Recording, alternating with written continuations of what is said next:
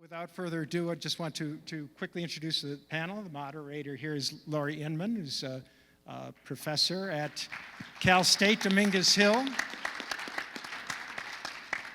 We have right here Leo Casey, who is the CEO of the Albert Shanker Institute in Washington, D.C. Tony Simmons is the executive director, founder of the High School for Recording Arts in Minneapolis, also one now in L.A. Dr. Pedro Noguera, distinguished professor of education at UCLA. And Deborah Meier, she's a national treasure. So.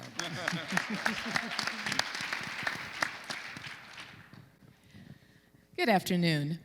We'd like to start by having Tony actually begin our work with something special. Oh, thank you, Laurie. Well, this is something that was really important to me, particularly in light of the conversation that we're about to have. And I want to acknowledge my colleague, Michael Lipset, who's out there somewhere, helping me put this together. But hello, I want to thank everyone for being here and with us for this very important conversation about the fate of public education in America. This is going to take about 2 minutes. I'm here today with my friend and colleague, Michael Lipset, who is a PhD candidate at McGill University in Montreal. Because Michael has been in Canada, I've been traveling back and forth to Canada quite a bit over the last few years. And I've learned that as a result of the Truth and Reconciliation Commission, which seeks to address harms done to the Indigenous people in what is now known as Canada, one request from Indigenous people has been that a land recognition be made at every public gathering. The point of a land recognition is to acknowledge that the event is taking place on unceded Indigenous territory, to remind all of us who are not Indigenous that we are part of an ongoing colonial project. It's important to keep this context in mind given the history of our education system as one that has literally been designed to uplift the social majority, white youth of privilege, and destroy the cultures of those in the social minority. This history is so prevalent in New Mexico that my rideshare driver last night overheard Michael and I discussing this conference and said she had, in fact, been a product of indigenous boarding schools. She expressed feeling disconnected from her identity and her community and was particularly upset when Spanish was required as a language in her school since it meant she was no longer able to practice her Navajo language. So with that in mind, I want to acknowledge that we are here on the unceded territory of the Pueblo Nation, which consists of roughly 20 different and unique indigenous groups. I had the chance to visit, and honored to visit the Acoma Pueblo last year. I was humbled by the beauty of their community, which is one of the oldest continuously inhabited communities in the United States. It reminded me that some groups have persisted despite efforts of the colonial project to destroy and erase certain people's cultural identities. I bring in this perspective to open our discussion today, since we are here to discuss public education in its many forms. Thank you. And thank you. So this distinguished panel of leaders and visionaries are here to address and confront the polarization that we're seeing in public education, and what a topic this is. How did we get here? What are the biggest problems that are tearing us apart? And what if we could figure out the things that we all share in common? What is that common ground? So if you're ready, let's get started. I'd like to ask a question that each of you can answer for us, and we're gonna kind of just take it back. So charter schools were originally envisioned as a way to advance efforts to improve schools. Why hasn't that occurred, Leo?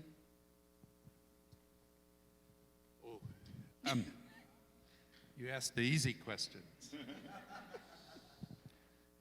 So I think American education over the last 3 decades has been in the thrall of an educational project, sometimes called education reform. Goes by other names as well. That in various ways sought to privatize public education, not just in a formal sense, but in undermining the public purpose of education. And there was a group of people who captured the commanding heights of the charter school movement. So if you look at the National Alliance of Public Charter Schools, or you look at Eva Moskowitz, you look at the people that most educators in the country see when they think of charter schools, and they don't see your schools. Your schools are invisible to them. Your schools are not the face of the movement. But they see schools, and they see people behind those schools that are the wealthiest people in the country. And they see models like No Excuses schools, which are a combination of pedagogy, which is very directive and rote, of personnel and discipline policies, which border on the abusive. And to them, that's what they see. And to figure out how you get beyond the polarization in the education world, we have to figure out how we create a space and a voice for the schools in this room that can present a different vision and talk about a different reality.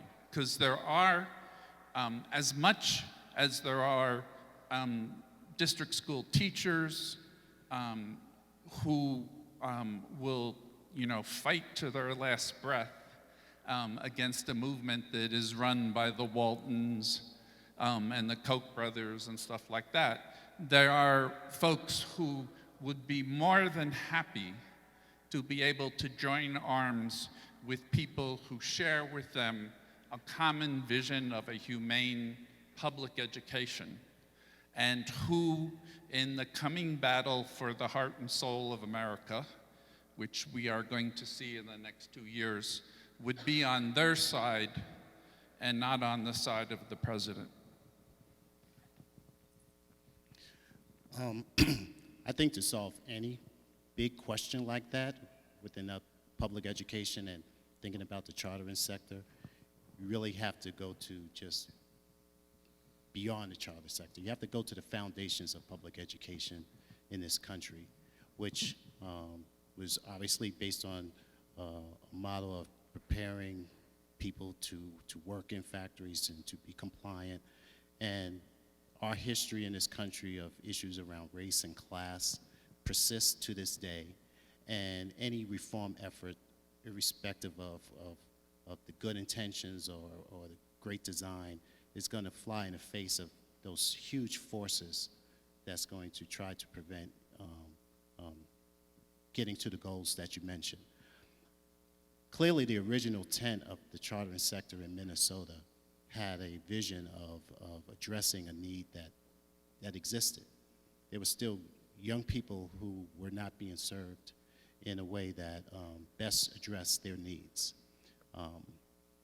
So, it's always important to go back and understand that beginning. And when you look at those original ideas, they were sound. And one could call it reform, one could call it innovation.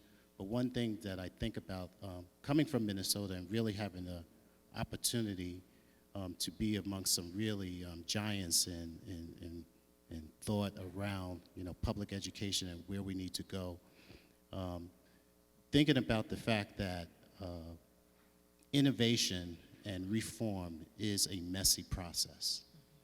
And when the idea caught on around the country that here was this opportunity to engage, to create schools and engage young people in different ways, clearly as part of any kind of innovation, you have some people who see the good in it and do it for the right reasons, and then there are people who don't.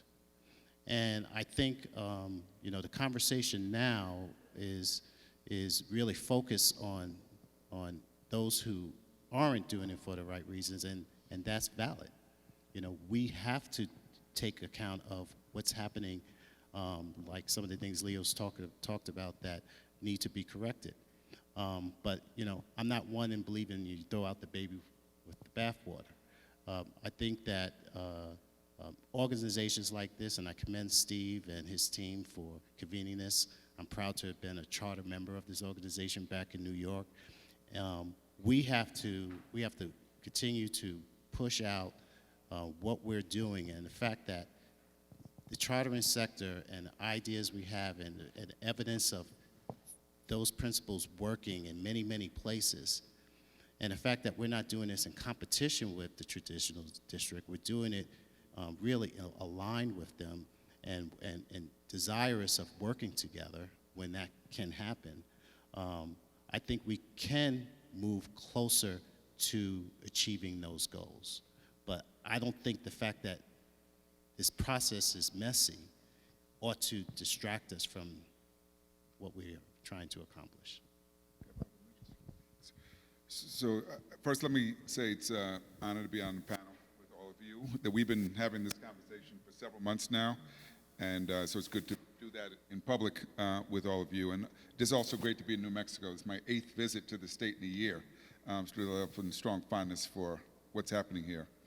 I want to answer the question in 3 parts. I would say, first, part of the reason why we're not seeing collaboration is because the whole idea of choice was premised on competition, not collaboration. And in many states and cities, charter schools and public schools are competing for resources, they're competing for children, and it's not a level playing field, and therefore it's not an environment where you're going to see a lot of collaboration. I am a person who goes out and visits all kinds of schools, and I'm shocked very often that people, even when they're in the same building, don't visit each other, right? Secondly, I would say that's a problem in education anyway, right? That is that even in the public system, even in the same school, there'll be one teacher who's doing extraordinary work right next door to another teacher who's struggling, and we don't know how to enable the teachers who's really strong to be a resource for the teachers who's not. I've said this over and over again. We have schools that are struggling with serving a population of kids, and there are other schools that are serving that same population much better, sometimes in the same district, and there's no learning across the district. So that's an educational problem, the way in which we're fragmented and cut off from each other, and the learning is not facilitated. And you need leadership to facilitate that kind of learning. And the third thing I would say is that we have not really thought about how do we use the lessons from charter schools to begin to shift and change public education. So for example, if one of the advantages that charters have over traditional public schools is the flexibility in hiring, right? So for example, your school probably would not work if you could not hire teachers who wanted to work with that population and who were good at working with them. If you had to take whoever was assigned to you, that wouldn't work well at all. Well, how do we make sure, still recognizing the rights of teachers as workers, that doesn't get in the way of creating schools that can be responsive to the needs of kids? That's a policy challenge that we should be asking. I'll give one last example. If you're in a charter school, many times, and you need a desk, you go to Staples and get a desk, and you got a desk in a day. If you're in a public school, you need a desk, you put in a requisition downtown, and maybe 6 months later, you get a desk. The system is regulated in a way that prevents it from being able to respond to the needs of communities and children very effectively. And that is also a political problem that state governments should be tackling, but it's not even on the agenda in many states. Debbie? I thought you had a mic. I think it does work. Do you work? Yes.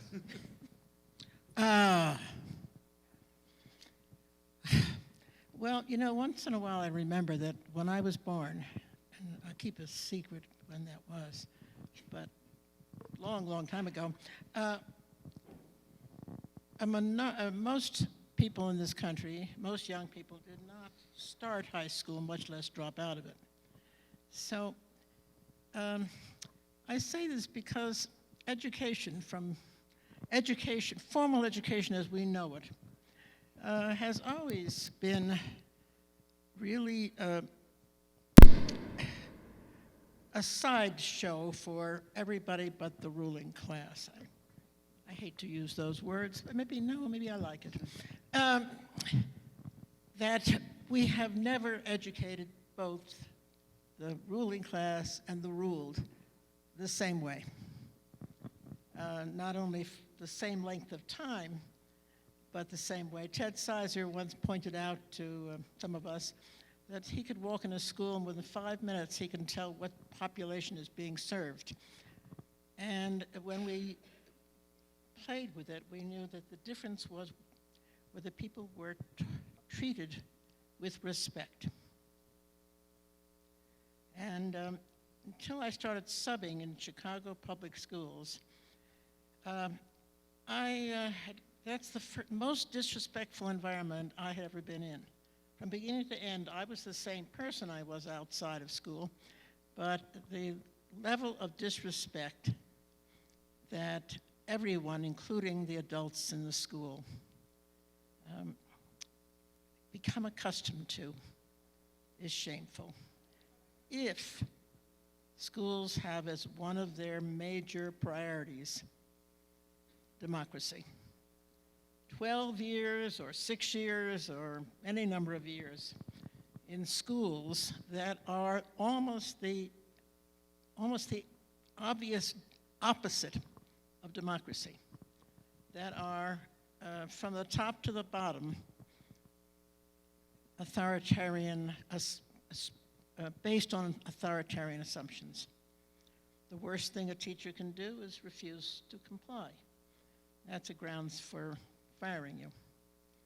So, just as it is for children. In fact, children are treated a little better. They don't fire them, they just suspend them. But I think that that's part of our dilemma, is that I think the charter movement represents the two extremes. I think on one hand, it was started and is today, and it remains today, an effort by people to rethink what kind of education we must be held in common for all citizens. And if democracy is our goal in a society as a whole, a great big complicated society, why can't, in this relatively simple environment of a single school, can't we play with, operate with democratic assumptions? The bottom one, which is that we are all respected as equal. And that goes not just for all children, but for all adults and in the relationships between adults and children. It doesn't mean I'm arguing that all children should have an equal vote in schools. What I'm arguing is they have equal respect in schools. And I think we're in a bind right now in which charters are what the public knows of charters have been schools started by people whose children do very, very well. Yeah. Who do very, very well in their schools. They're not facing any education crisis. And what they would like to do is find another realm in which profit can be made. And they pick hospitals, prisons, the army, and schools. And this has nothing to do with the education of their children. And I think we have to be clear about that the part of the charter movement and part of many of public schools in this country serve very well to promote the status quo of power and misprepare children for taking a role in democratic public life. So each of you brought up some really interesting pieces, and I'm going to touch on this messy piece, because part of that messiness, I think, sometimes is that we don't all have that common definition. And Pedro, you said the word choice, that concept of choice. There's also that concept of public school. Can any of you comment on either or both of those ideas?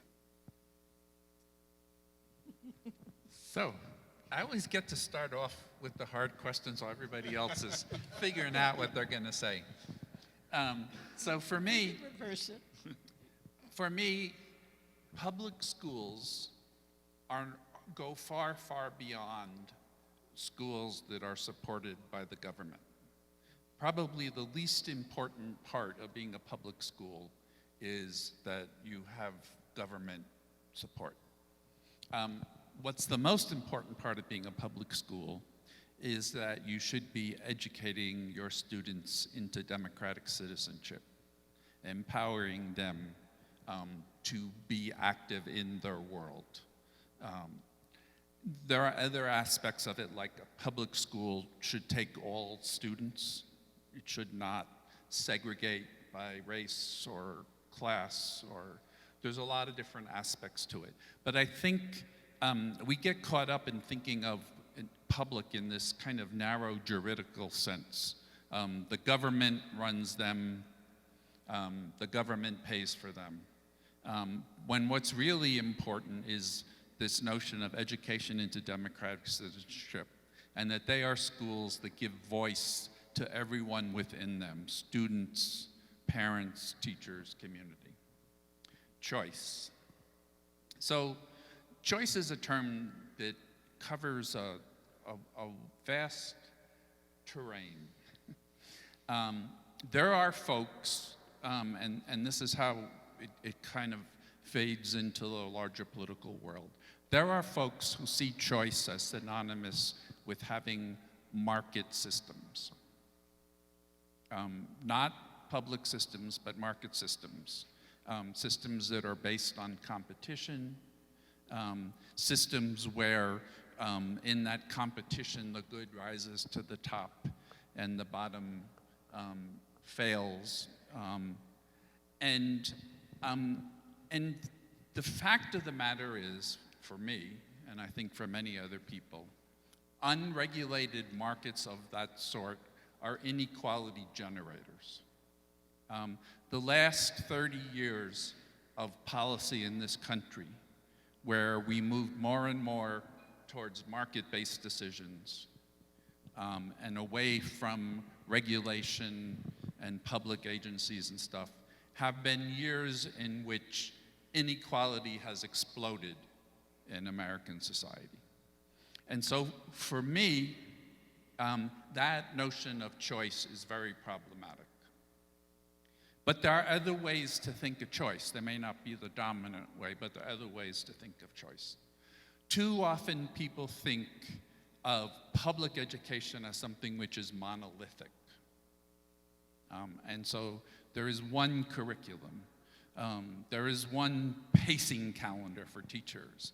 There is one method of hiring new teachers. There is, and on, all right? And yet, I think there's something fundamental about democracy, about pluralism. That there's not one royal road to get to where we're getting, and we need to find the space to do that. And so if you're dealing with homeless students who have not been successful in the traditional school system, the idea that you could not create some other way to make sure that you're reaching those students seems sort of nonsensical. The idea that more of what already didn't work for them is somehow miraculously going to work is clearly not the case.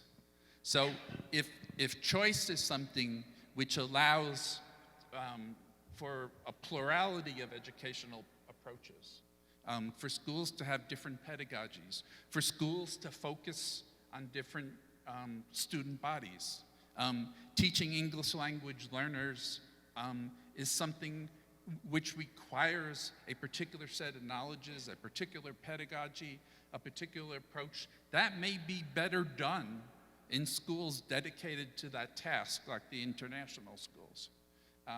And so if we talk about choice in that respect, then in this pluralism sense, then I'm all for it. One last thought on this. Too often what we say is choice for families is actually choice for schools.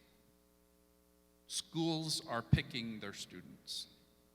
And we hide behind various sorts of smoke screens. We have a lottery. A lottery is the easiest thing in the world to game. You just do all of your outreach to the students and the families that you want. If you're in a community that has a lot of immigrant people, miraculously none of your materials appear in any language other than English. A lottery is easy to game. And so if we talk about choice, we have to talk about choice for whom and how they actually get to exercise that choice. And I'll stop there. So I just want to. It is. I think it just when you start talking. So I just want to say You can use mine. I just want to say right at the onset that I'm a proponent. I believe in choice. I helped to create a high school that was a public charter school in Minnesota, founded in 1998. I come from a state that I reside in now in Minnesota that choice is a big thing. We've believed in open enrollment, and there's the element of really trying to empower families around choice. So with that said, just want to give a little bit, put that into some context and say a little bit more about where I come from and my perspective. I was actually born and raised in New York City. I'm a product of New York City public schools. My father was a police officer in New York. He was the first African-American police officer assigned to his precinct in Coney Island, and that was great as a kid, having my father be in Coney Island, if you know anything about it, Coney Island. He was a part of a union, and joining the police force in the late 1950s, being a part of the union, it was his fellow brothers within his union that horrifically harassed him because he was African American and literally fought him every day as a cop because of the color of his skin. My mother was a homemaker, but at one point in time she was a seamstress and was part of the ladies' garments union. And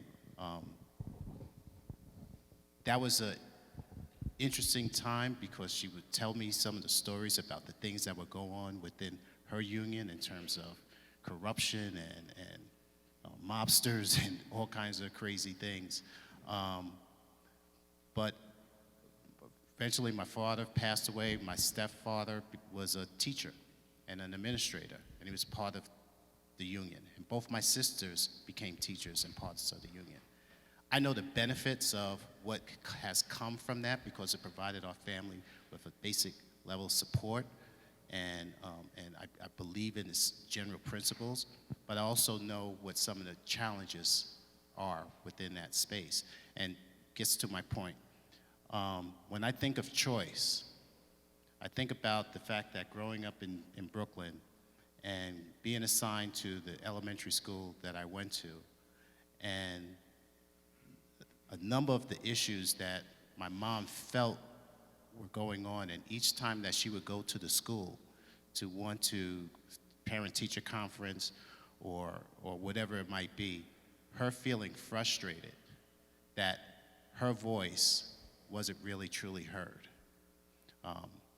My mom would come back and talk about the fact that they used big words and she didn't understand what they were talking about, how she didn't feel any empowerment. She never felt she had a choice in terms of where to send me to school or my sisters. To her, that was the only choice. And although I was a compliance student, I sat, I raised my hand, I did everything right. Most of the issues that came up weren't really that bad. I did have a sister who had a lot of problems. I had cousins who were assigned to their schools and were absolutely part of that school to prison pipeline because the school didn't know how to engage them, and there was no sense that there was opportunity for choice. So for me, as I think about it it's the simplest denominator. I think about what does it mean to a family that has that have kids, and they're thinking about what is the best educational opportunity for their young person. Where can they go? A lot of the conversations for the formally educated class gets into the nuance of the business structure and this and that, but for my mother and for my family and for many, many people across the country, when they think about choice, they're just thinking about where can I send my kid to give them the best chance possible. I want to say a really, really quick story that really helped me understand this. I was an undergraduate at Howard University. I had the honor of working for Senator Ted Kennedy when he was running for president. I was the youngest paid staff person. And I remember when I went to apply for the job, I saw one of his kids throwing a football. I can't remember if it was Christopher Kennedy or whatever. And he was young. He was about 12 years old. And got hired. I was working there. I would see him there every day at the campaign, at the headquarters, every day. And then eventually I remember asking someone, how is he here every day? You know, why isn't he in school? And they would say, he doesn't go to school. I said, what? They said, oh yeah, the senators took him out of school so that he could have this experience with the campaign. And I remember saying, you can't do that. What are you talking about? He said, oh yeah, because a couple of years ago, he went on a safari in Africa with his family, and when the senators declared that he was running for president, he felt it would be better for him to be a part of the campaign. And I realized then what Deborah's talking about in terms of the ruling class versus everybody else. Pedro, I was just going to say, as you weigh in, will you also talk a little bit about equity in this conversation? Sure. Yeah, so I do have to say, I'm also from New York, also from Brooklyn, also the son of a cop. Our fathers might have known each other because they worked in Coney Island, but we'll talk about that sometime. So to me, choice only works if every school's a good choice. If it's about creating winners and losers, which is what choice does now, then it's inequitable. What we have is, so I want to make an analogy. Think about the supermarkets we go to. We have a choice of 50 different detergents, 50 different jellies. I don't know how you go about choosing. I just go with the one I know, right? But it's an illusion of choice because choice is manipulated through advertising. And we're seeing the same thing happen with schools. Right now, if you are a school that has lots of money to brand yourself and put out fancy brochures, you can create a lottery system to get a lot of people applying, and so you have the illusion of choice, but you also have clear losers in that system. And so to me, this is not the best way to deliver education, and this goes to the point about what's in the public interest. It should not be that if you did not get in that lottery, now you're stuck at the worst school, which is what we have right now. It should not be that because you come from a poor neighborhood, you're stuck in a bad school. It should be, public schools should be like the subway system in New York City, okay? Bad for everybody. Equitable, relatively safe, relatively clean, relatively affordable, regardless of where you get on. And it's the only transportation system where rich and poor ride together in very close proximity. Now, the super rich don't take it, but everybody else is taking it because it's more efficient than any other way to get around. My point being, that's the model we should be aspiring to because that's in the public interest. It's not in the public's interest to have poor kids relegated to an inferior education. And if we think that creating a few boutique charter schools is going to solve that problem, we're fooling ourselves. That's like saying, okay, we can't guarantee everybody good water because there's lead in the water, but we're going to make some bottled water available to a few people like we did in Flint. That's not a solution. So we should not subscribe to that as a solution. We say, no, we want everybody to get good water, everybody to get good schools, and we shouldn't accept anything less. Now, should we allow for variation within that system? Sure. Some people want music, let them have music. Some people want science, let them have science. But it shouldn't be that that there are consequences for making the wrong choice. And the last thing about the public, there has to be public accountability for the use of public dollars. And that's the big problem right now. We're seeing so many scandals. And let's be clear, we got scandals in public schools, traditional public schools. We have superintendents in prison right now in Chicago. But we have lots of scandals in the charter sector because there's very little accountability, which is why some states are stepping up saying, no, public dollars there has to be transparency on how you use this money, especially in these for-profit charter schools. Because where do you make the money from? You make it off the backs of children. I belong to a new political party called It Depends. I agree with everybody, and I agree with everybody who disagrees with them in some circumstances. So I send my daughter to the school across the street, and when she goes up and down the staircase, it's a school that's not about 95% either black or Latino, and maybe 5% white. And so kids are sort of pinching each other and doing somewhat violent things to each other on the staircase. So when she finally tells me, she didn't want to tell me because she thought it would be tattling. And I said, it is not tattling. I'm going to want to talk to the principal about it. So I went to see the principal, and he said to me, I'm glad you came to me. Your daughter shouldn't be in this school. This isn't the kind of school that's right for her. He was white, by the way. Well, it was a stunning moment for me, and a moment that mobilized me politically. I had never so directly heard someone saying that what my children needed were different than what the children in that school needed. And we got rid of him. We got a wonderful guy after that. It was a big organizing job.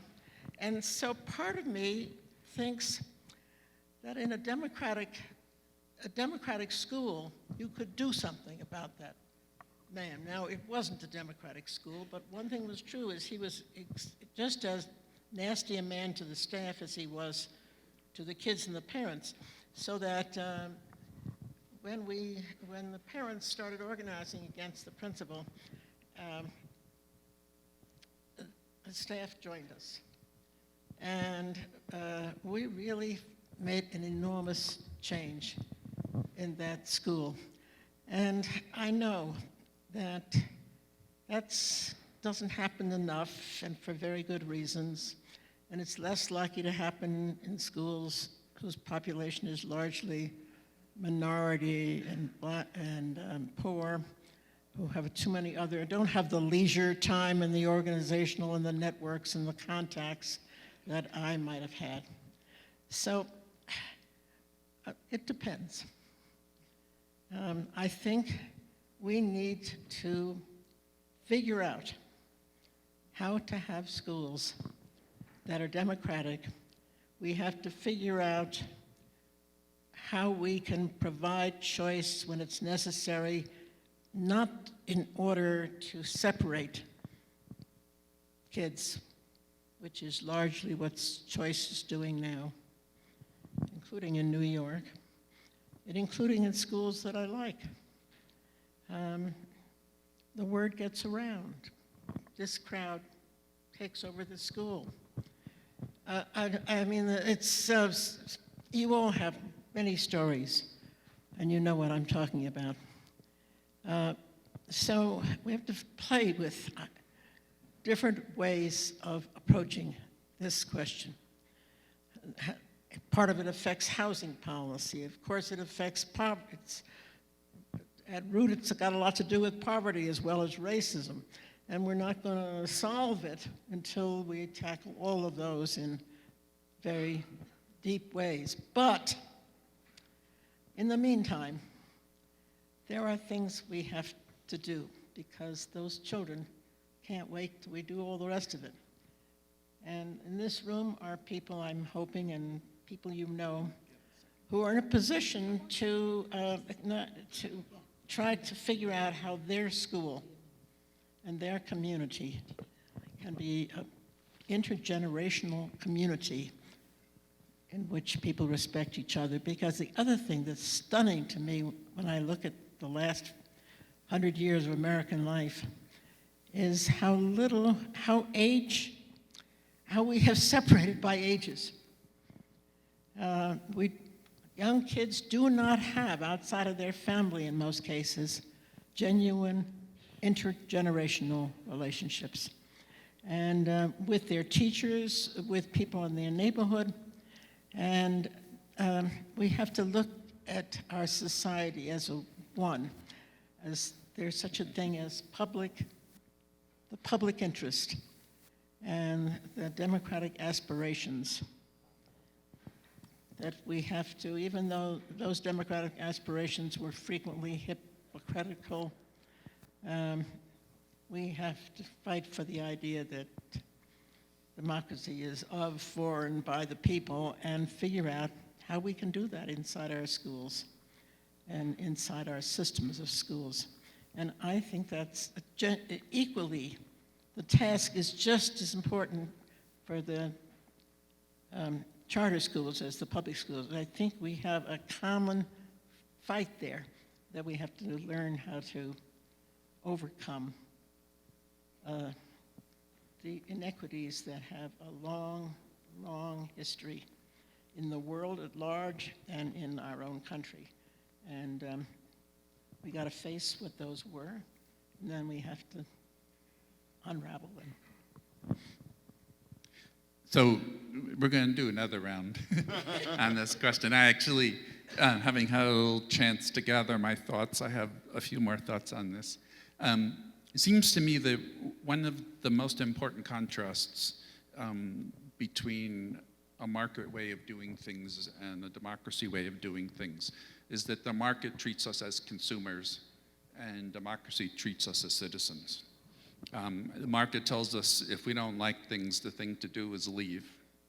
And democracy tells us if we don't like things, the thing to do is change. And I often think of this phrase that John Dewey once said, that what every parent wants for their own child, we should want for the entire community. And as it so happens, I raised 3 young African-American girls in New York City through the stop and frisk era that Mayor Bloomberg has finally decided he needs to apologize for. And I would often say to myself, these are 3 African-American girls that I'm gonna make sure get through. And I could do lots of things because of who I was. In the education system, I could make sure they got through. I couldn't control what happened between them and police on the street. So there's clear limits to it.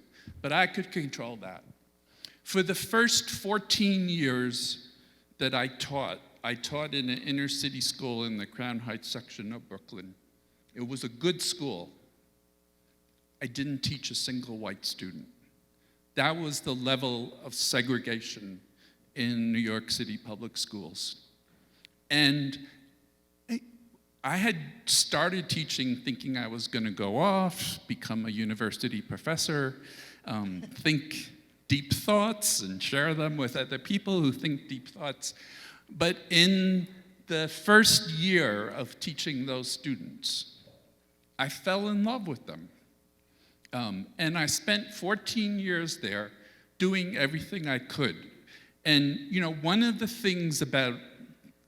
ways that teachers talk about themselves is a kind of discourse of nurturance as parents. And one of the things that you do is you want to protect your kids, right? And it was so clear to me that my ability to protect these young people I cared about was very limited.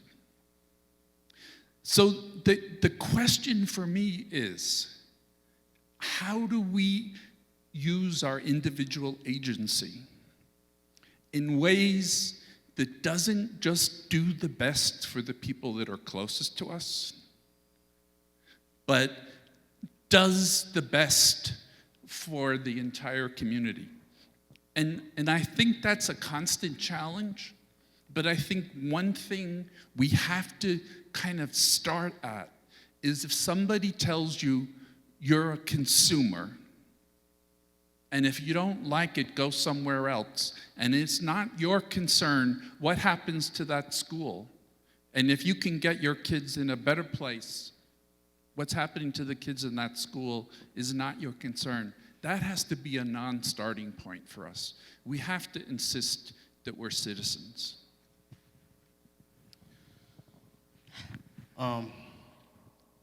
So when I think about choice, I think about it in multiple ways. You know, one of the things that I know from the original ideas behind the charter sector was that the schools that would be created would, through innovative practices, research, development, if you will, experimentation, will become a place that could help inform other schools as well as district schools, even private schools, as to the work that's being done there. They become exemplars, people being a part of it. And High School for Recording Arts came about really thinking about what you ended up saying, Leo. Seeing a need in the community and responding to it beyond just our own personal situation. My buddy was a recording artist in St. Paul, Minnesota, grew up with Prince, recorded with Prince. I was practicing entertainment law in New York. He and I met. I started coming out to Minnesota. We were in the music business. Eventually, his name is David T.C. Ellis, another visionary in this sector, decided to open up a recording studio. And he asked me to help him do it, and I would fly from New York, and we did it. And our whole aim was simply to discover new talent, produce, sell records, the whole thing. Over the course of time, young people were showing up at the studio, hungry to learn more about the music business, want to know how to get their music out, just passionate about this learning and involving themselves in this enterprise. And we would engage them, and we were amazed with their brilliance and their creativity, yet it began to dawn on us that these young people showing up every day weren't going to school. We would be like, why aren't you in school? It was like, well, school's boring. We don't want to be there. They don't respect us. Plus, we got kicked out, and we said how important education was, and they were like, yeah, but this is the education we want. And eventually, David had the idea. He was like, I see myself in these young men because David's African American and he grew up in the St. Paul School District and he had a similar experience being kicked out of multiple schools. I could kind of relate to them. Again, I wasn't that kid that got kicked out, but I was bored. I didn't feel that it was relevant. And music was really the only thing that was driving me. And David then reached out to people like Joe Nathan in the audience, who was his teacher at the first school that finally decided to take notice of him and recognize him, St. Paul Open School, and Dr. Wayne Jennings, who was his principal. And eventually we decided we're going to write a charter. I call it, maybe this is not a good way to call it, I call it the Wild Wild West of charter schools. This is like 1996, 1997. Our charter application was probably around that thick. And lo and behold, here's a rapper from his community who didn't finish college. He took maybe a couple of credits, saying to the Minnesota Department of Education that he wants to open up a charter school. And they approved it. And explicitly to serve out-of-school youth. And to me, that's something that I don't know that we ever would have seen happen, but for the opening to allow for that. As a result of doing it based on sound reasons, eventually we became a mentor school with the Coalition of Essential Schools.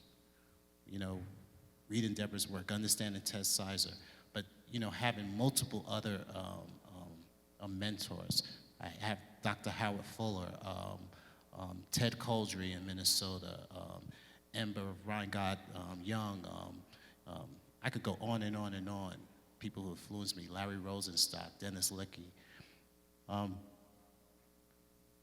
What was really clear was that even though we were just a boutique school, we had an obligation, one, to be absolutely transparent with all of our practices, and to open up our space to anyone who wanted to come in at any time.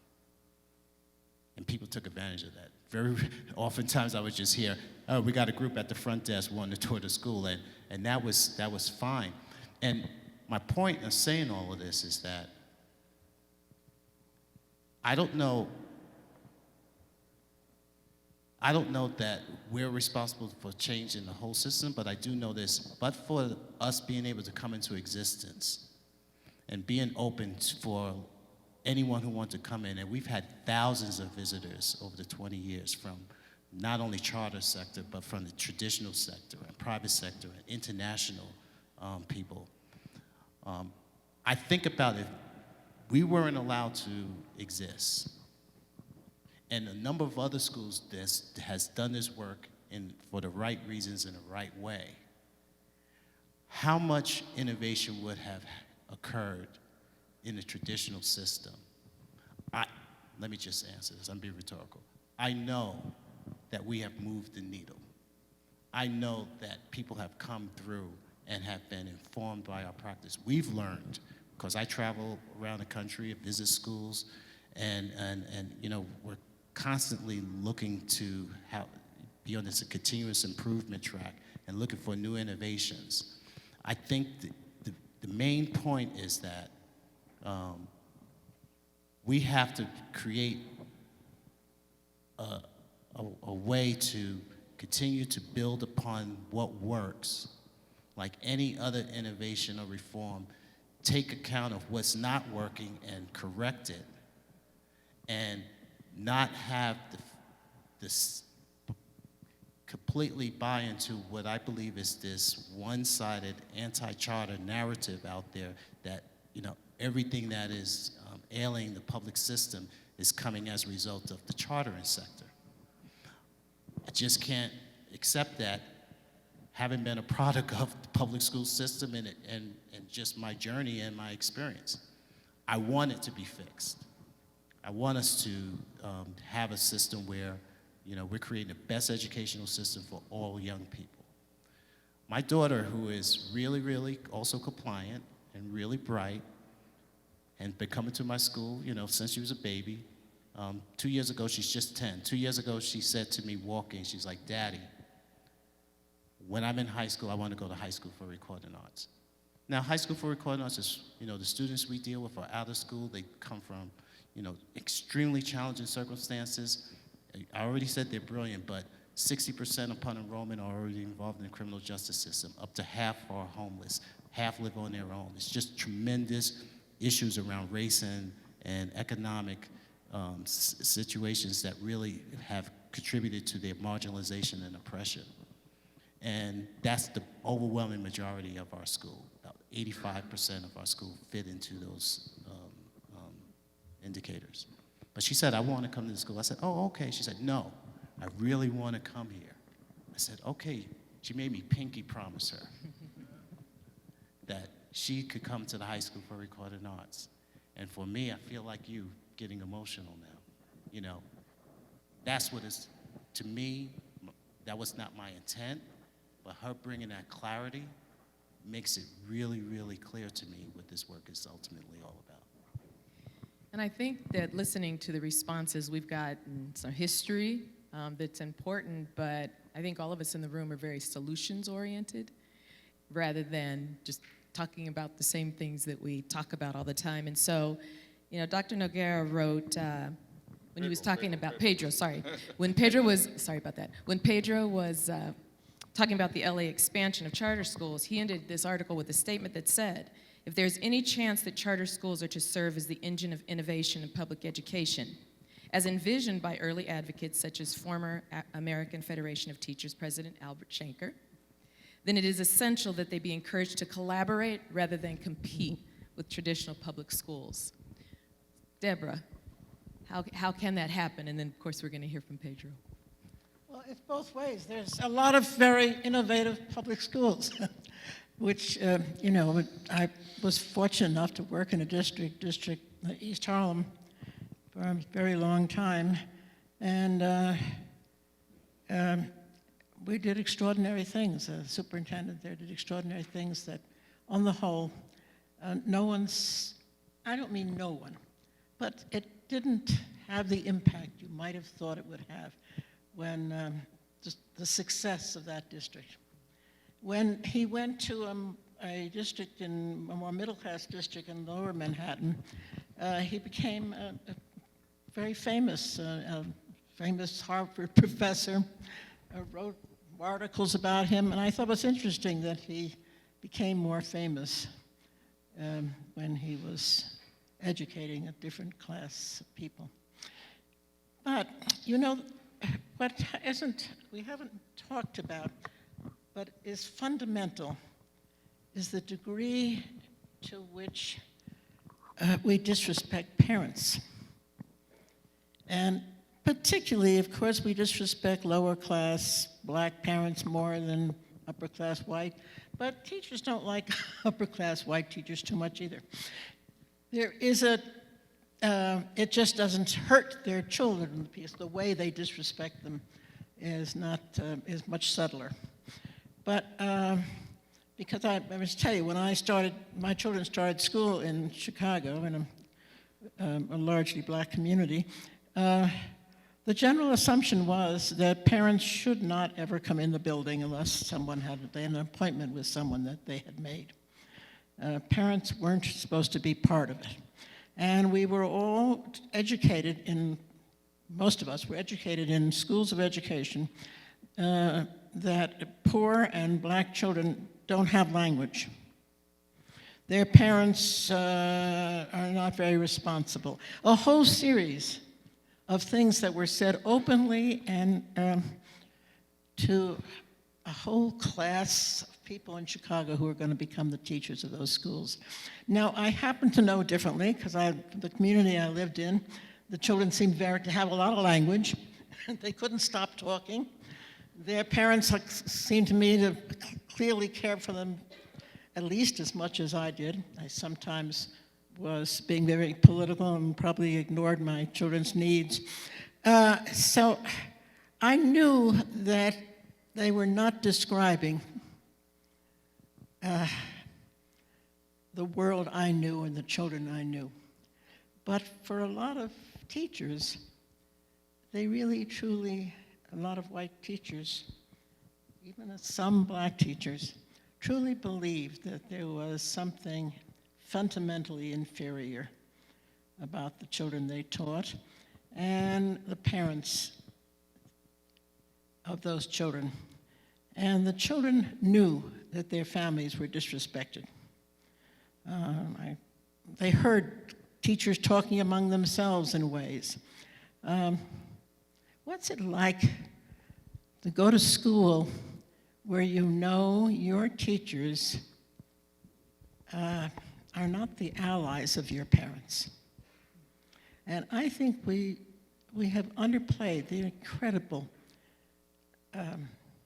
incredible pain and the difficulty of learning in a setting in which you fundamentally see your teachers as potential enemies, not friends.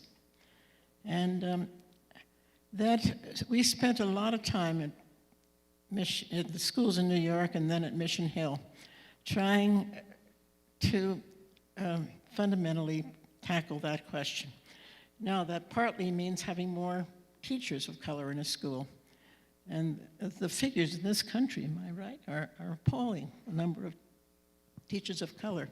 And the degree to which the Brown decision of integration in the South eliminated a lot of black teachers. And the Chicago closing 10, 20 high schools what it really did was eliminate tens and hundreds of Black and Latino teachers. I'm not saying all of those teachers were more sympathetic to the parents, but there's a good chance that they were. It's also a good chance that when the staff had meetings, that their racism would be interrupted by another teacher. Not for sure, but there was a chance.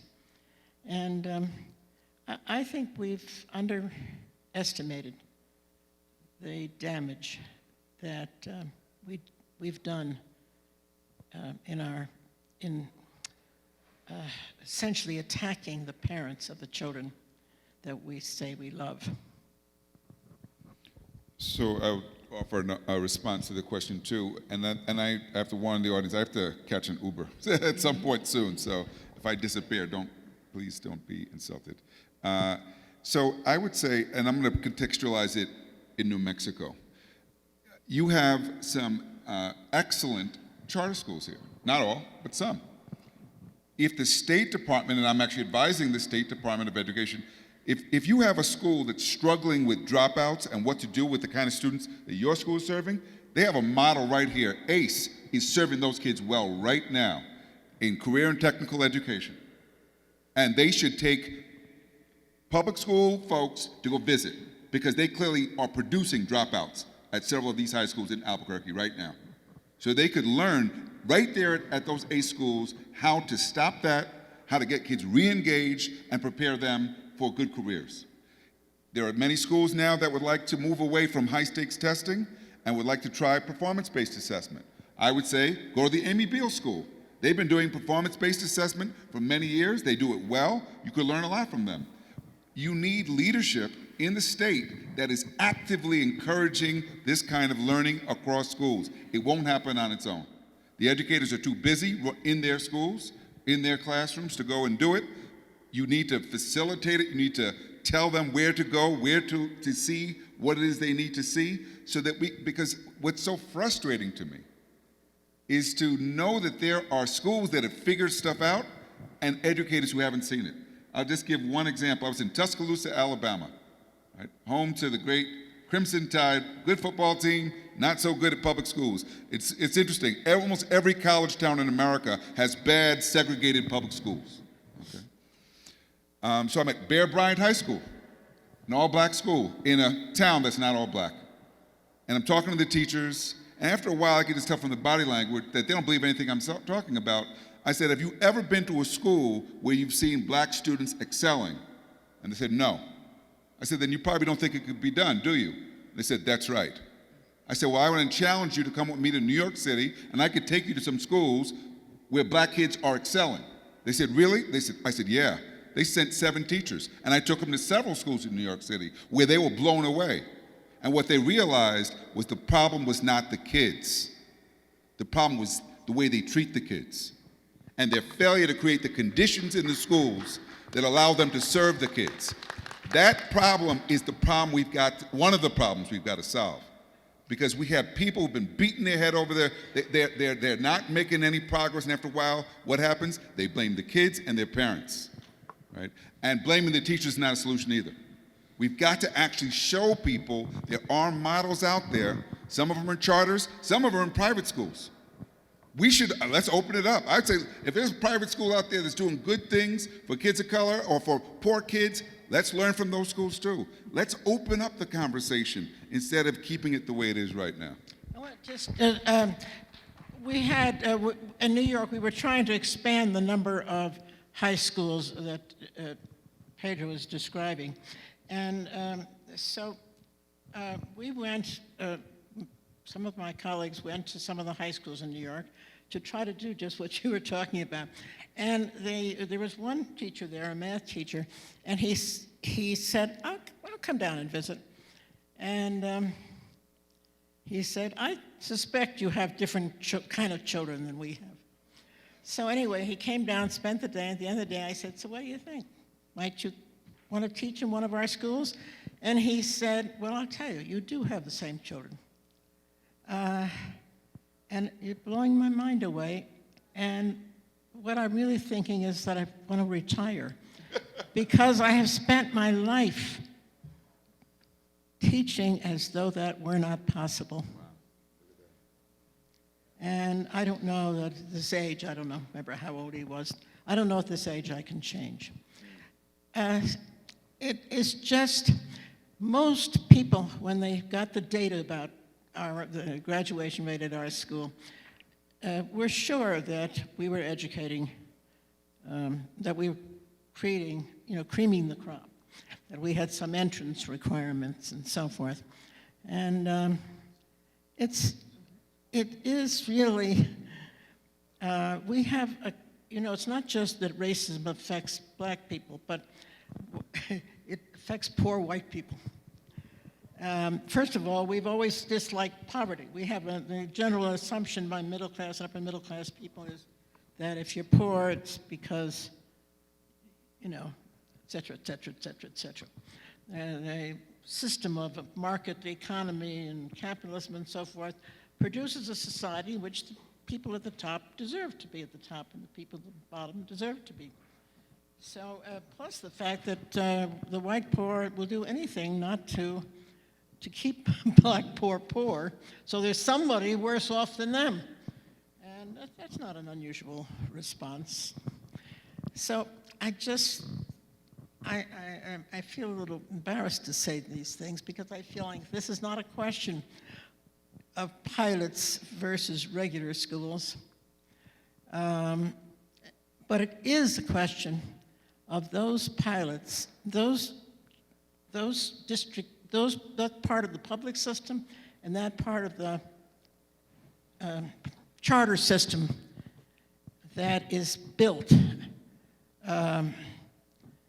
to maintain the divisions in our society, not to eliminate them. I don't think equity is top in the Walton's minds when they give money for charter schools. And I don't think it's in the mind of a lot of school board members in regular public schools.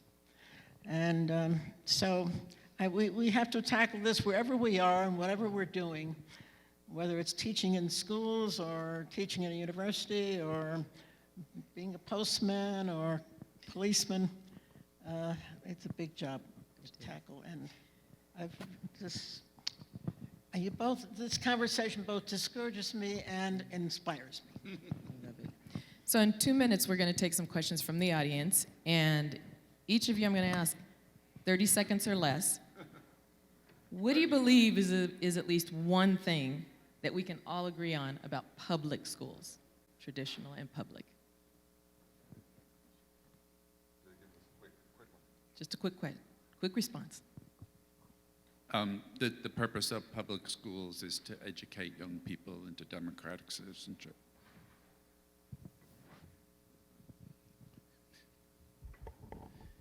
That when we say all young people, we truly mean all young people.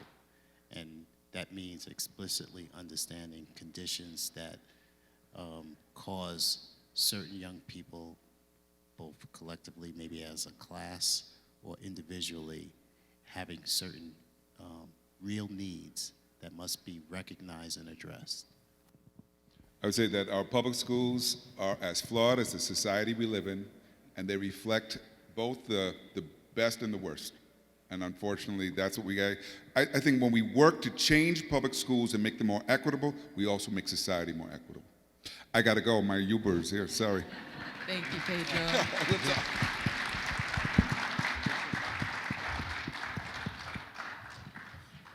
And I agree. All right, questions from the audience.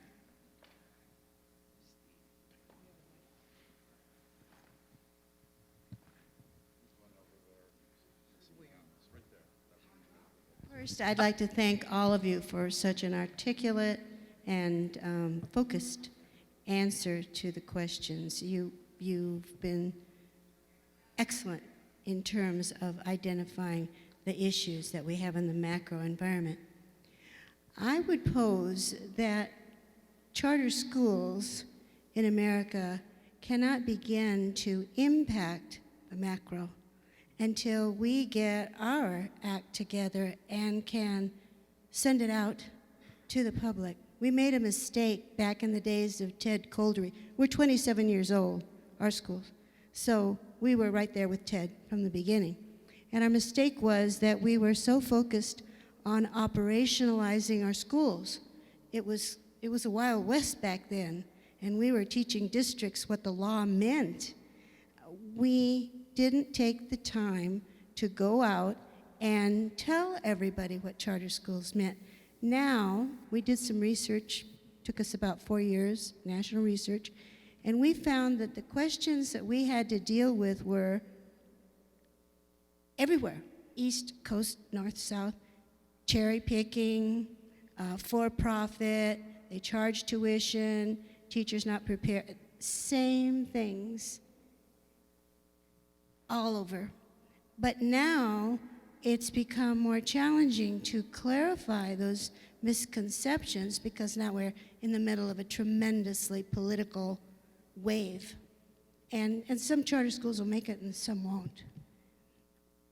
What kind of strategic plan can you vision that could help us to clarify for the public at large what we're about, what we really do, and to balance some of the bad cats that have done bad things and emphasize all the wonderful things that are being done in every state that's got charter law?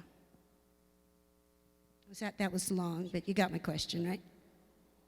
Well, let's first give all of ourselves a hand for being here to really address your question.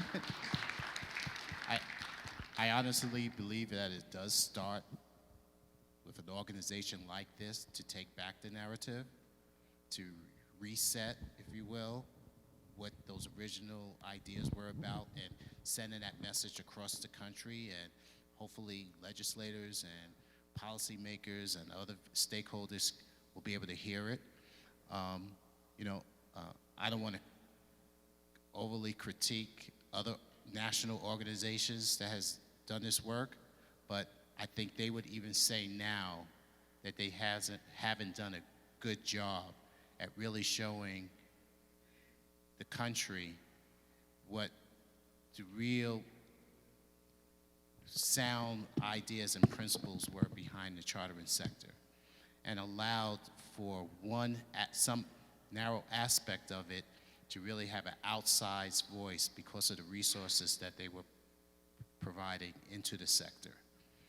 I think that set us up for the narrative that is out here right now that is anti-charter, because a lot of the things that they're calling to attention are true. So, so we have to own that, but the only way to change it is by doing what we're doing here.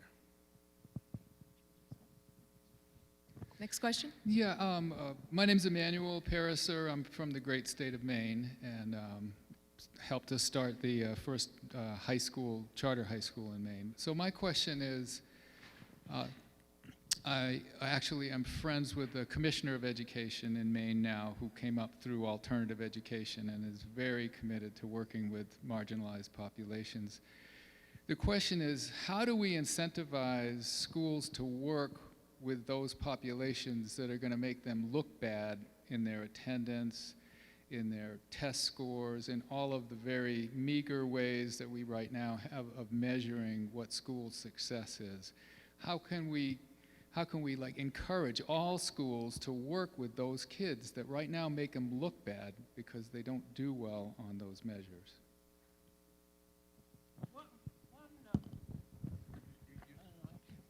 One answer, I think, is that helped us a lot was to follow our kids for the next 10 years. And we, in fact, got a grant so we could get someone to help us do that. Because one thing that I can say about many of these people here on this stage is that the effect they've had on young people can't be taken away from those young people. And it may not change the whole world, but they have been affected by it. And I found it very powerful to keep in touch with the graduates or non-graduates of our schools and to build relationships that last a lifetime. And it's, you know, we meet them everywhere. And I remember Jane and I were going on a trip somewhere, and who was the guy who was helping us get on the plane? The graduate of the school, and he got us better seats. See, so that's a long-term effect that a good school can have. So I do think, though, that if we have a more long-range look, not just how many we graduated, not just their test scores, not even all their attendance rate, but what kind of citizens, if you will, and human beings they are 5 and 10 years, 20 years later. You know, lots of the graduates of our high school, and some of the others have this, are in their 40s and 50s now. And we're, in fact, planning, we've had reunions. The students have had reunions, often yearly, sometimes every other year. And we're planning now to do some filming of various groups of kids to talk about the impact of the school, and both positive and negative, over the years. One thing we found out was that the kids we failed were the kids who didn't make a strong personal relationship with anybody on the staff. Now, those may be kids who have a harder time making such a relationship, but one of the things we did in Mission Hill, when I got up there, was we had the staff look at the entire list of all the kids in our school and mark who they knew well, who they didn't know, and just so that we could better see which are the kids that don't appear on anybody's list. Because those relationships have a lot to do, and those relationships with their families. There are families that still call me about something that's going on in their lives. And that's precious to me, because it says we made a human relationship, and which opened up possibilities for the networks kids had for the rest of their lives. So I think it's a mistake to focus on the schools in the absence of focusing on the hoops that we're making the schools jump through. We were having a discussion earlier, thanks to Arnie Duncan and Race to the Top. High schools had this metric of how many students they could graduate in 4 years. If you graduated a student in 5 years, you graduated a student in 6 years, it didn't matter. Your school was the same as the school where the kid dropped out in the 10th grade because they didn't graduate in 4 years.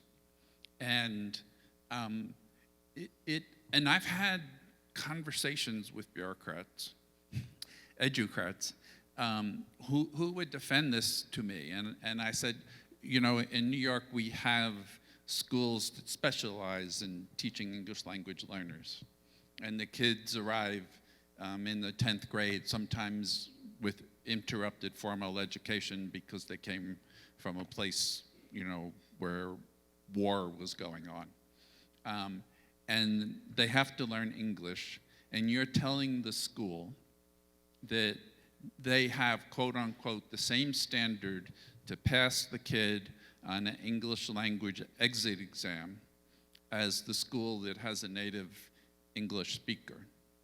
And that if the school sticks by the kid and gets the kid through that exam in 5 years or 6 years, you're saying that, you know, that's a problem. And I won't relate the kind of bureaucratic argument on why one had to have 4 years.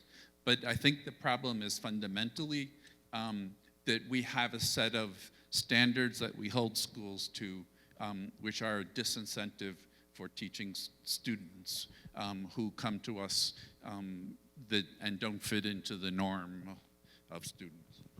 Yeah. I think this, I was just thinking, suppose we said you're going to rate schools and how many of their students vote.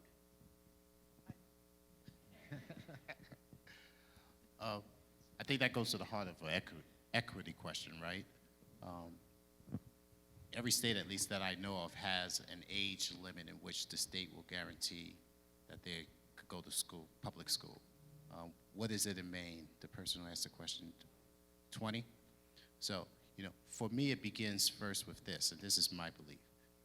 Every young person in that state up until the age of 20 has a right to a free and public education.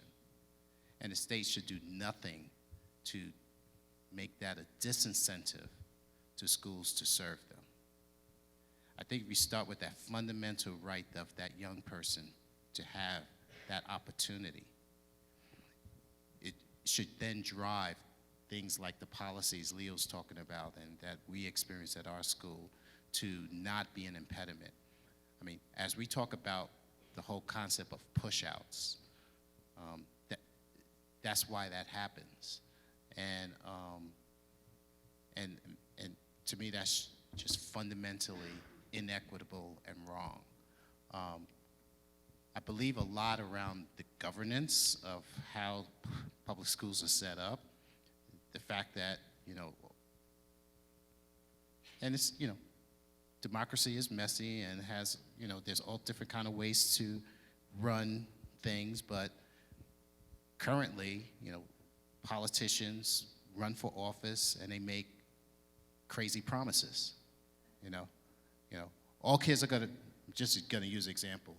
There seem to be too many dropouts. Okay, well, we're gonna make sure all kids graduate in 4 years, and then that promise then drives their decision making and how they think about things, because now they want to be accountable to the electorate who may pay scant attention, some attention, but they want to be able to say they're delivering on this promise.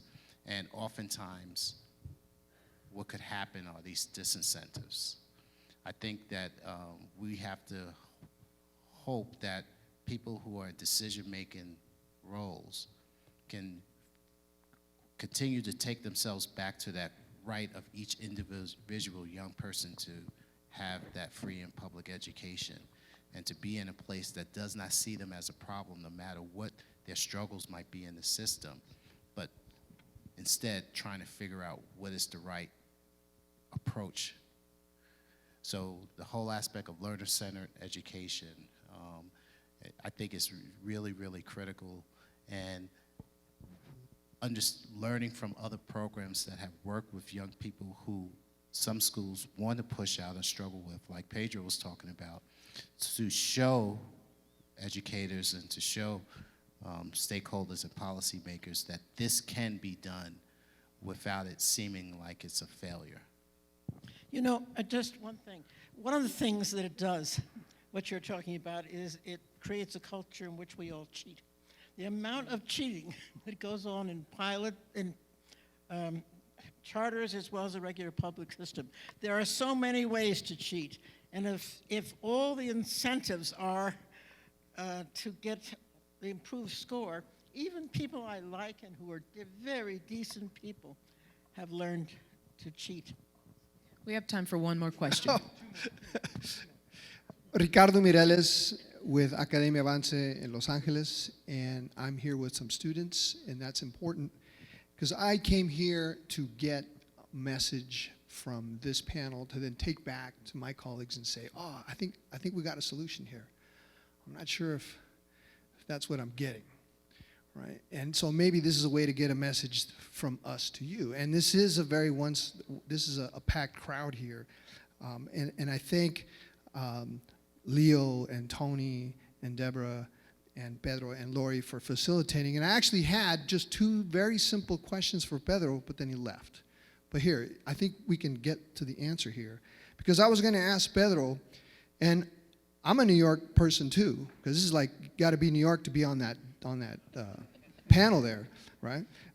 But Pedro, did you ever have a problem hailing a cab in New York? Yes.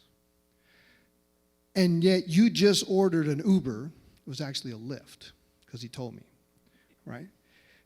Uber, Lyft, and any of those other kinds of things are a disruption to the situation. Do you really want to go back to the pre-days of the cabs in New York? Because I know I had a lot of trouble getting those cabs, right? Is that what we want to go back to? We need the disruption to change the situation. And yes, I think we can see that right now, democracy isn't working and the markets aren't working. It's not democracy versus the markets. They're both not working. And what are we going to do for these kids right now? Where's the urgency? Where is the need to disrupt what is happening? The traditional school districts are bankrupt. How are we going to expect them to come up with a solution quick enough? Right? And for me, it sounded a little bit of the perfect getting away of the good. Let's have lots of great choices. When all the choices are good, then this system works. These kids can't wait. And so I'm challenging, and I told Professor Noguera that I'm going to see him back in LA and push him on this issue. Right? But my question is this not, are charter schools not a disruption and therefore messy? But the talk about the respect in the democracy, Deborah, is that it's only one way, right? I'm only seeing, this isn't about more charter schools versus regulate charter schools. This is about eliminate charter schools. Eliminate a solution that is working for these kids that are sitting here right now.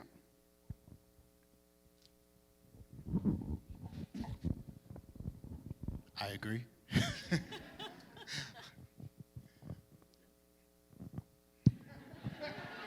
So, Philip Randolph, who's one of my heroes, and who you all probably know as a civil rights leader, he was also the leader of African American Trade Union of sleeping car porters. He said, "Freedom is never granted, it is won." And that at the banquet table of nature, no one will give you anything. You take what you can get, and you hold what you can hold. And that's based on power, and power is based on organization. So when I was a single social studies teacher in the Crown Heights section of Brooklyn, who understood that what was impacting my classroom was based on policies far from outside of it. And that if I was going to be faithful to my students in some ways, I had to figure out ways to impact those policies. I looked to see what were the ways to do that, what was the organizing, what was the route to the power. That's why I became involved in the teachers union, because the one thing is clear is that an individual teacher is not going to have much power in New York City where there's 75,000 of them, but organized teachers can have one. And believe me, having spent most of my adult life in the teachers union, I have no naivete about working in that organization or any other organization. But what I would say to you is that if you see policies outside your charter school which are impacting it in a negative way, then you need to take Philip Randolph's advice and look for those of you who are similarly situated, who have a similar understanding of what's happening, and build organization that can change those relationships of power. I think that's sort of my universal advice to people everywhere who want to have a better world. Who is it who said, don't mourn, which we've been doing a bit of, organize. So I don't think there's anything else that we can do, and I think the purpose of this organization is to help us organize. And we have to build chapters, and we have to build our solidarity within our schools, and we have to speak up and write up to help people see what it would mean and the power of what I call mutual respect. There. I just want to say this really quickly because I just feel compelled. There is a very, very strong anti-charter narrative that's going across the country, and it is posing an existential threat to chartering. And we see that that message has permeated and is now within our presidential politics. Those of us who consider ourselves Democrats, even progressives, have to struggle with candidates who are saying that they are anti-charter, knowing the impact it has, like you described with the young people. Like I said, I'm a mentee of Dr. Howard Fuller. Dr. Howard Fuller has been crystal clear as of late that this is no longer a polite conversation. This is something we have to fight. And he's fighting with all of his might with a number of people around the country to address that issue. And despite the fact that, you know, people criticize the charter sector because there's billionaires and all this, he's struggling, I should say we're struggling to get money to sustain that fight. And yet, we know that it has to be a fight. I appreciate what Leo's saying from the quote, I think about Frederick Douglass, power concedes nothing without a demand. I'm ready to fight for my young people, just like I hear the same fight in you. And I think us as this organization, we have to figure out how do we do that, yet at the same time recognize that within the public education sphere, the fact that still the vast majority of young people still go to traditional district, we want, when they decide to stop wanting to kill us, we want to figure out when there are shared values. It's hard to do that. It's hard to have a truce. It's hard to have that conversation when that's happening. It begins to feel more like a surrender than it does a mediation. At some point, the threats on both sides have to stop and the commonality has to begin. But it can't happen when we're in this environment where there's so much misinformation and untruths being put out by the other side that have to be confronted. So my name is Joe, and I have been involved in this for about 50 years. And I have two quick observations and a question for Dr. Casey. First of all, I want to thank Deborah Meier and Tony Simmons for creating what some have dismissed as boutique schools. And I've heard that kind of crap for 50 years. Oh, that isn't really going to make much difference. So I want to thank Deb and I want to thank Tony for putting enormous amount of energy, skill, talent, persistence, and other courage into creating schools from which people could learn if they were interested.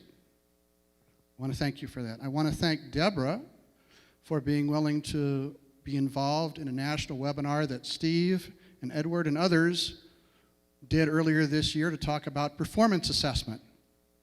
Because it's real easy to say, well, the test scores are to this, and we don't like the standards, and we don't like the assessments. But Deborah and her colleague from New York, Ann Cook, participated in a model that I want to ask Leo about in just a minute, which was to talk about other ways to assess performance assessment. So I want to thank you for that. Now here's my question. American Federation of Teachers is providing tens of thousands of dollars to an organization whose founder describes the people in this room as Goliath, as evil, in print, in speeches all over the United States. The AFT has acknowledged that they are providing tens of thousands of dollars to that organization.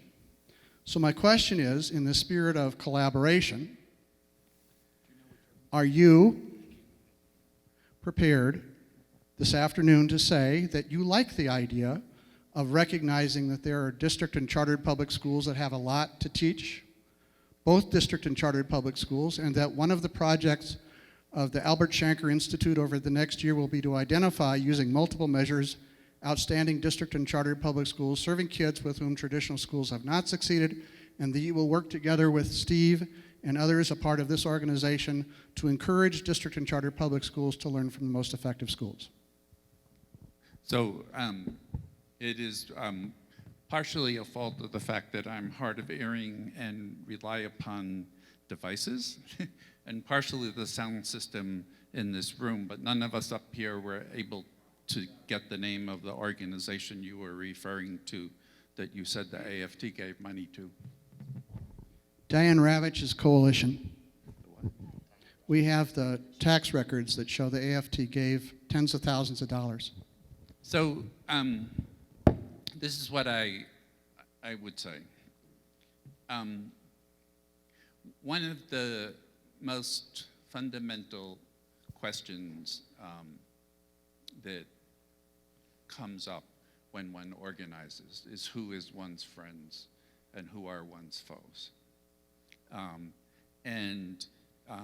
It is based on issues of commonality of interest. It is based on issues of where one sees one going. There are a number of issues that go into that calculation. The reality for me when I go to speak to teachers all around the country, and I'm talking about classroom teachers, I'm not talking about, you know, elected union leaders, is that they feel that public education is under existential threat. They feel that what's happening in the country, what's been happening for the last 20 years, is designed to kill public education. And when they pick up their Los Angeles Times and they read Freedom of Information Act, where the California Charter School Association communicating with each other are talking about a 20-year plan to end public schools in Los Angeles, it makes it clear that that is not an unreasonable fear. And so the question for those of us who see the potential